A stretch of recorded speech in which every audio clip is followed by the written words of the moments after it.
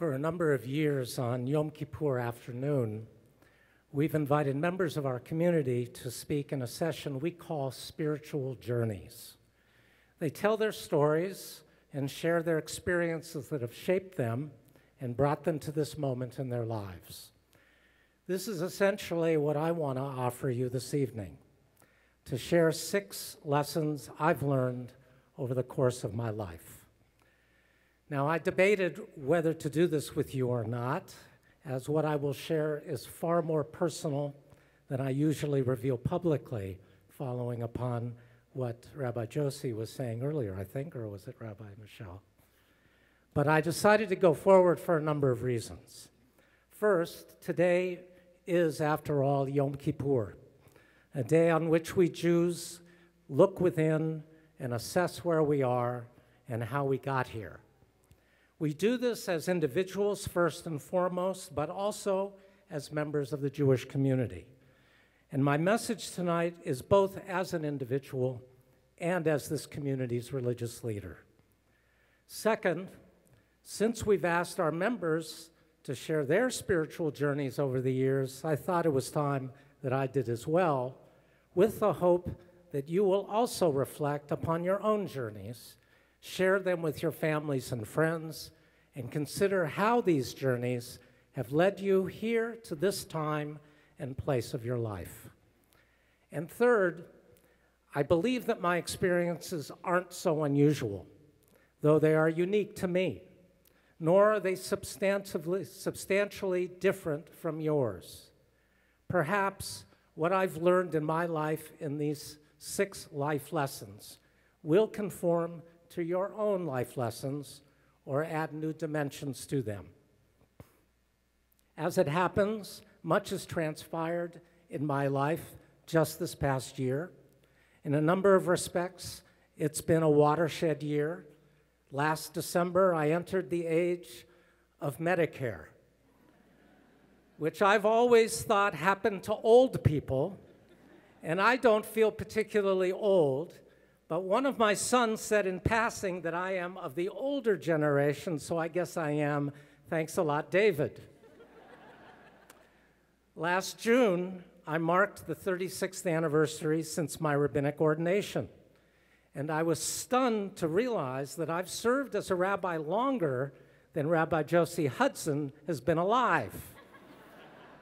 A mildly, not so mildly, distressing thought. Thanks a lot, Rabbi Josie.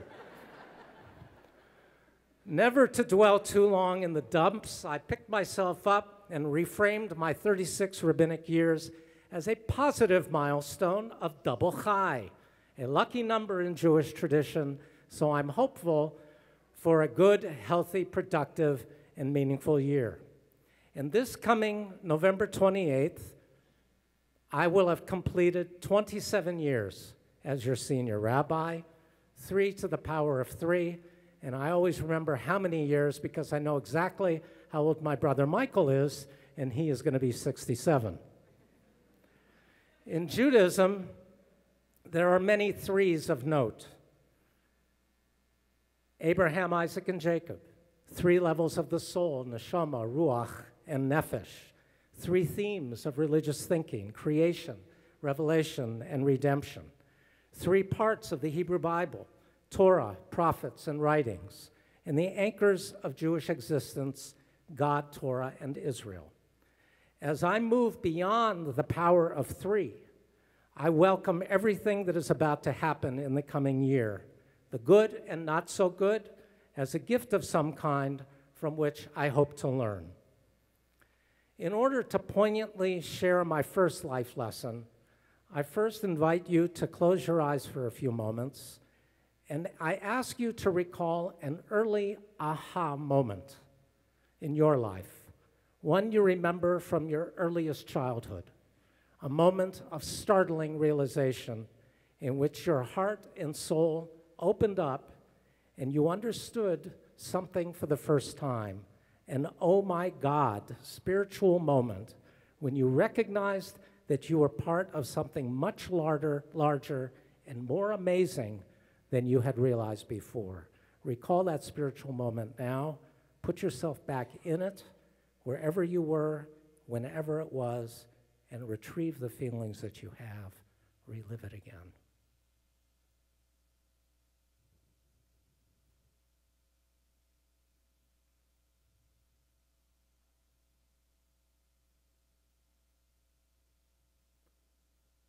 Now open your eyes.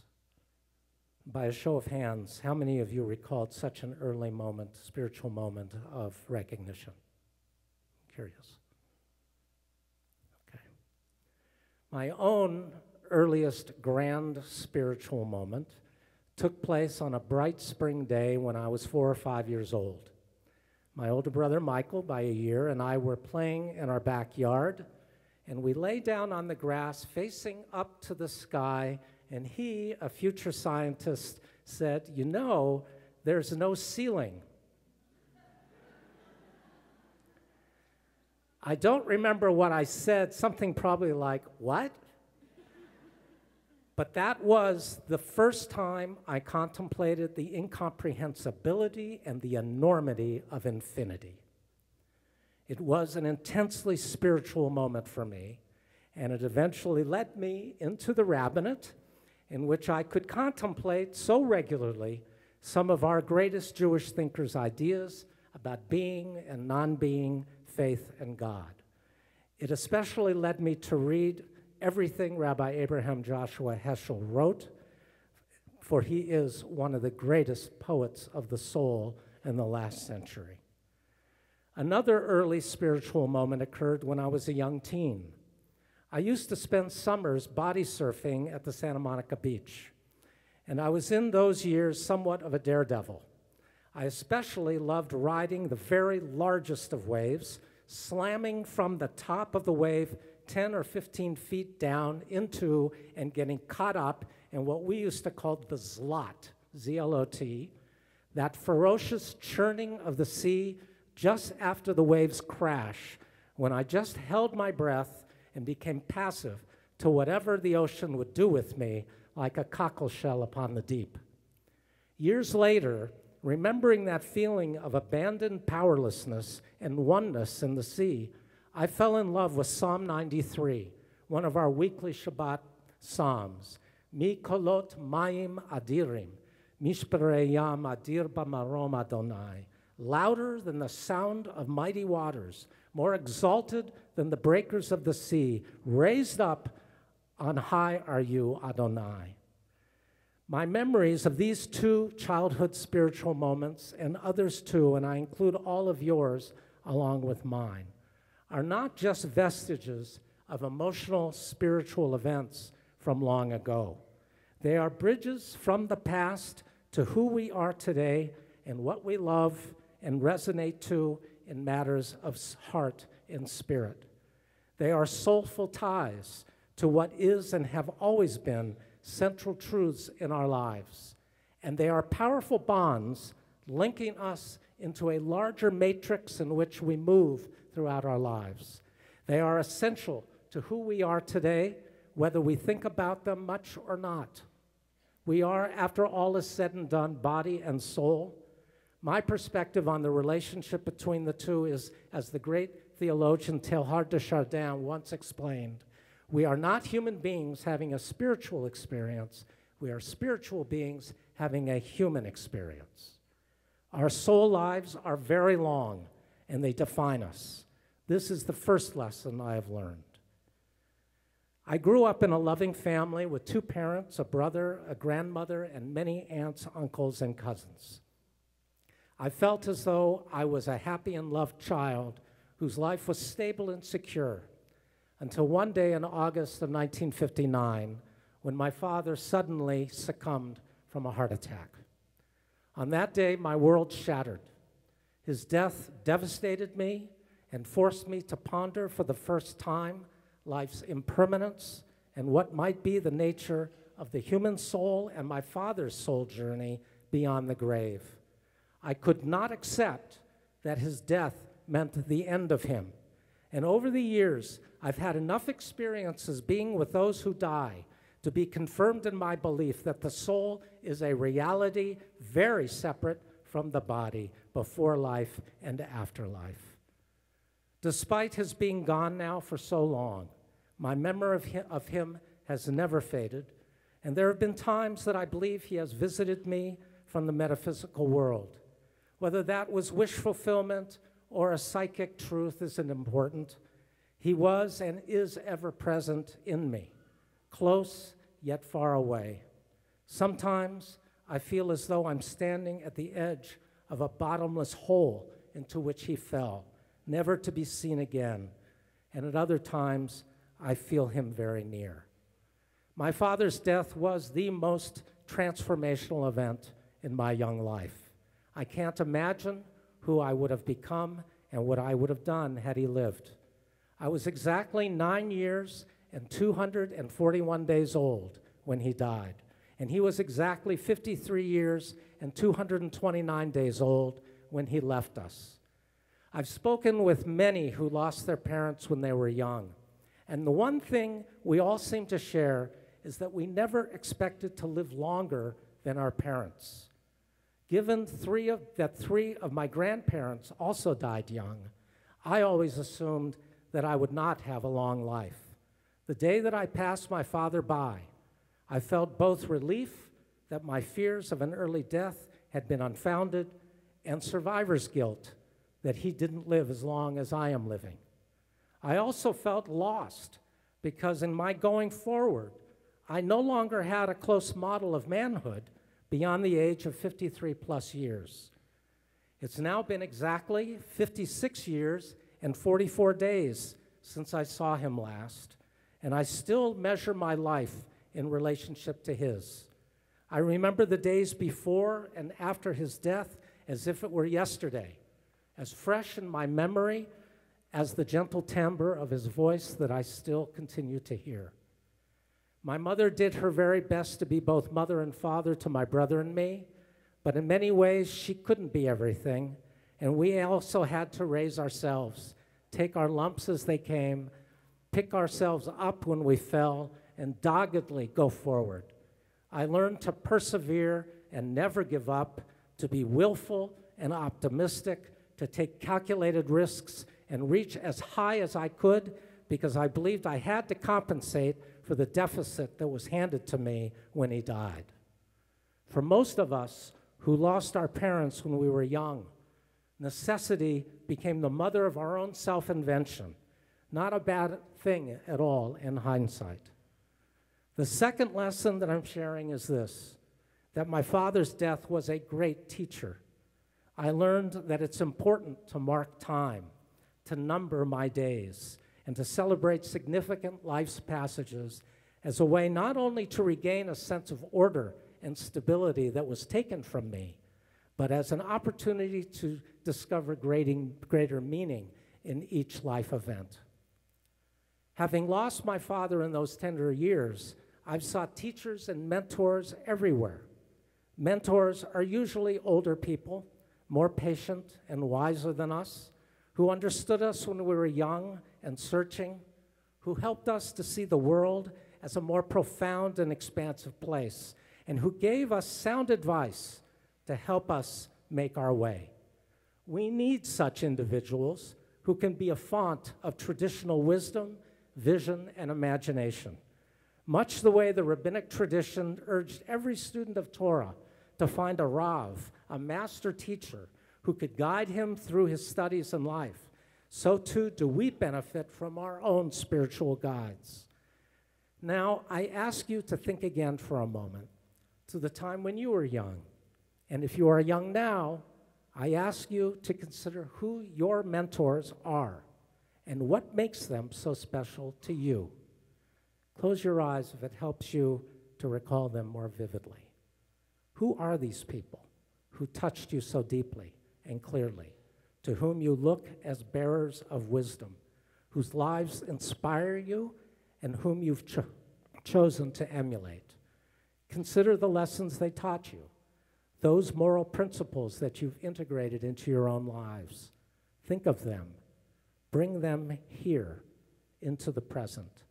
Imagine that they're sitting beside you. See them and feel their presence.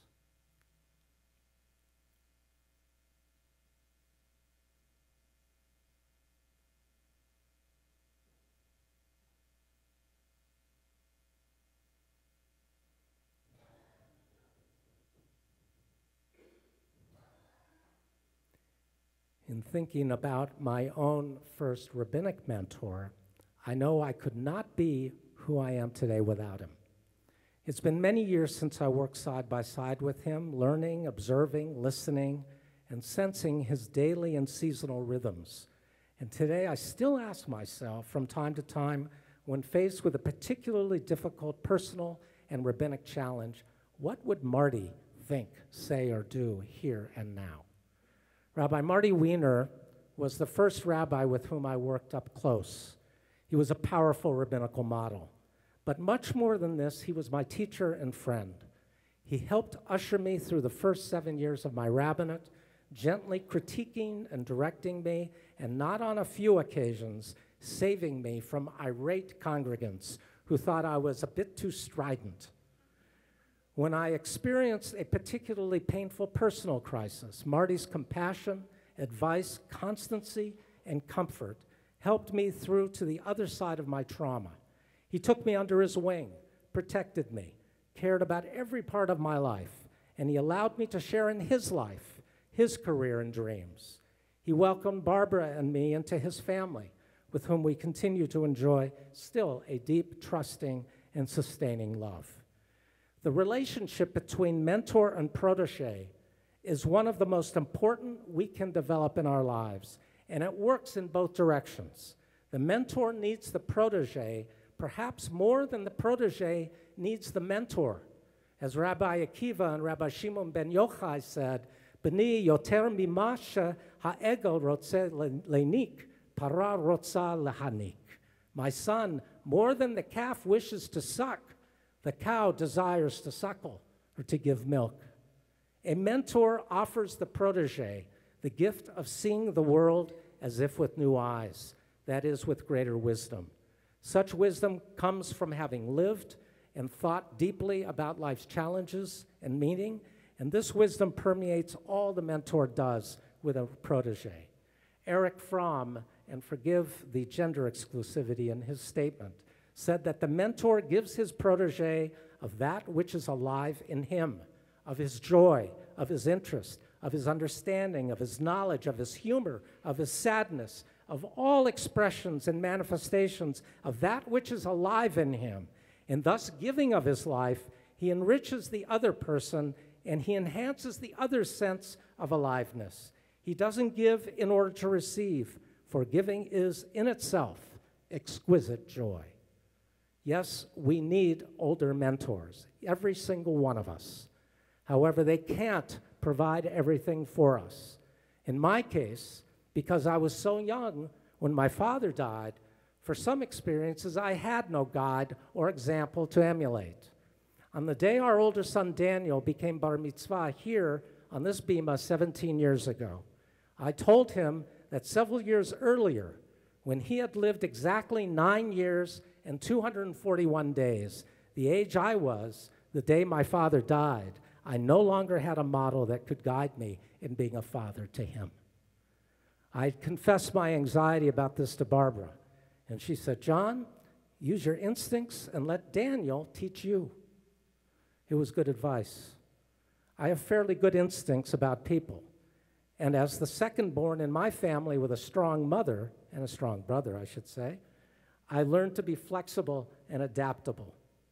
I'm comfortable as well with risk and don't fear breaking new ground, largely due to the circumstances in which I was raised. I used all these skills and instincts with both Daniel and our younger son, David, as they grew up. I let them take me by the hand and lead me. I recognized their aptitudes, supported them in their interests, and encouraged them, participating as appropriate, helping them in any way I could, and being an avid fan. Whatever they learned from me, I've learned far more from them. They are wonderful examples of how our mentors can actually be younger than us, that they too can and impart wisdom. So I say to you, Daniel and David, I want to thank you, I love you, and I'm proud of you. Among my most favorite passages in Talmudic literature is this: Damar Rabbi Hanina, harbe lamadati mirabotai, umichavera yoter, umitalmidai yoter mikulam. Rabbi Hanina said, I have learned much from my teachers, more from my friends and from my students, most of all. My third lesson is this: we all need mentors to guide us and impart to us their wisdom, and our mentors can be both older and younger than ourselves. They are our children and grandchildren, our younger colleagues and students. There's another event in my life which has taught me far more than I ever could have expected to learn from it. I mention it not only because it has been an eye-opener for me, but because it happens to most of us at one time or another. 6 years ago, when I became ill for the first time, I felt the fear that a serious diagnosis of illness brings. When this happened, I turned to support to the people I love the most and who love me: Barbara and Daniel, David, my brother Michael, and some very dear family and close friends here and around the country, as well as many of you. All of these people comforted me and helped me feel less existentially alone. The illness changed me in many ways. Though I had for many years offered comfort to others who became ill, I realized that until I got sick myself, I really had no idea about the powerful impact that serious illness has on the sick and their families, how debilitating chronic pain is, and how terrified we feel when we confront death for the first time. I also realized in a new way the importance of friendship, and that we don't really need a lot of very close friends, just a few, and perhaps even one who cares deeply about us. I was fortunate to have a few of these special people in my life, and their empathy for me made a very significant difference in how I coped with what was happening. Following my ordeal, the words of the psalmist that I've known for decades became a strikingly new, urgent reminder. Limnot yamenu ken hoda v'navi levav chochma. Teach us to number our days that we might get a heart of wisdom. My fourth lesson is that illness can be a great teacher of empathy and can open the heart to understand the experience of others. To number our days. As you've heard tonight, I'm keenly aware of numbers and their role in measuring time, perhaps because numbers have helped me organize my life and mark the key moments of transition I've known, thus creating links between my major life events and a cogent life narrative. Though my father died very young, my mother has now reached very old age. She is today 98 years and 106 days old and not at all doing well. There are many among us here tonight who are advanced in years too, and many of us have parents and grandparents who have become very old. So often we hear from the elderly that getting old isn't for sissies, and it's true.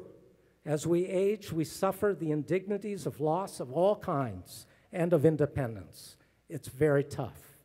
What's important for us all, especially those of us who are younger, is to become more aware of, sensitive to, and present for the most senior members of our families and communities, and to understand what they need from us. Many of them may not outwardly express what they need, but rest assured, regardless of what they say or don't say, they do indeed need us. They never cease to yearn for deep attachment and intimate love, for conversation and company, for those to be close by who love them and whom they love. They never lose a sense of longing for emotional intimacy and physical touching. They also need to be able to share their wisdom with us. All we have to do is ask them what wisdom they've learned that they would wish us to remember and understand that we would want to know. One of the fears my mother expressed to me a year ago before she slipped more deeply into senility is that our family would forget her after she dies. I explained to her that I can't forget her, nor do I wish to do so, just as I remember so dearly my father.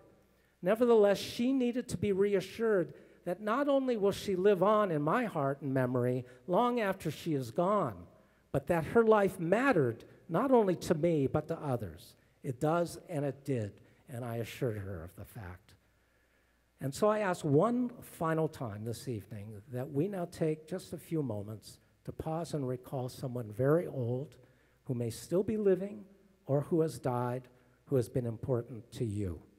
Remember how this person impressed him or herself upon you. Remember their love and joy, their wisdom and good counsel. Bring them near to you for a moment, as if they are actually here, and some of them may be, and commune heart to heart. Tell them what they mean to you, even now, and how you grew and changed because they are or were in your life.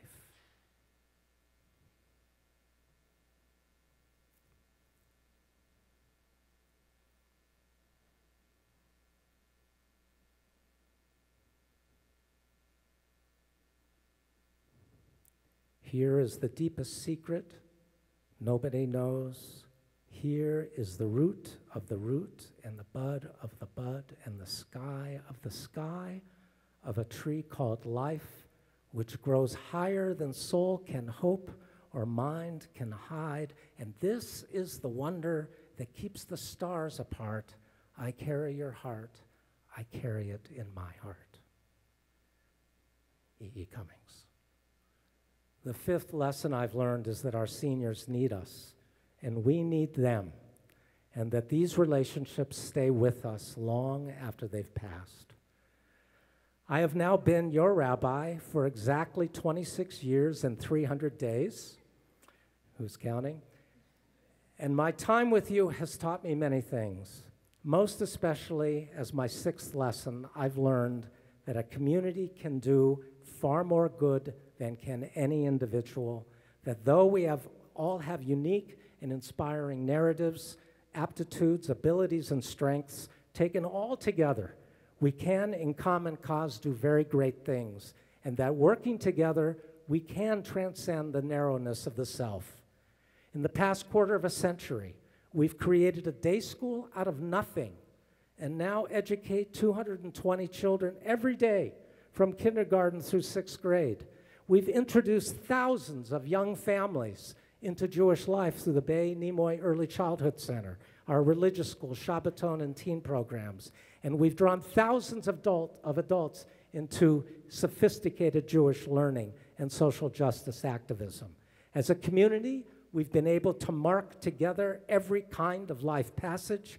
We've reached out to people in their times of need, support our Jewish brothers and sisters in the former Soviet Union and in the state of Israel, fought against genocide with Jewish World Watch, and against hunger and security with Mazon, a Jewish response to hunger. When I began here as a young senior rabbi, I had no idea what this community was capable of doing and would accomplish as a Jewish home away from home for so many of us, as a home for me and for my family. Nor did I contemplate how you would all become my family. My own personal story and your stories persuade me of many things, of the beauty and poignancy of life's miracles, even with its tragedies and misfortunes, that we can recover from loss and disappointment, that we are never really alone when we stay connected with community, and that 5-year-old little boy, me, who peered with an open heart into the sky with his older brother one spring afternoon so long ago, still is moved by the wonder and amazement that rose up in me on that day. Today is the day for us to remind ourselves that we ought not to take ourselves, anyone, or anything for granted, that we renew ourselves in life's greater purpose, that we stay positive and grateful and face our limitations and our mortality with understandable consternation, but also with courage, with trepidation, but also with tranquility. Today is the day to appreciate anew the awe-filled beauty and the terrible mystery of life itself. Gemar Chatima Tova. May this new year be one of joy, fulfillment, good health, and meaning for each of you and everybody you love.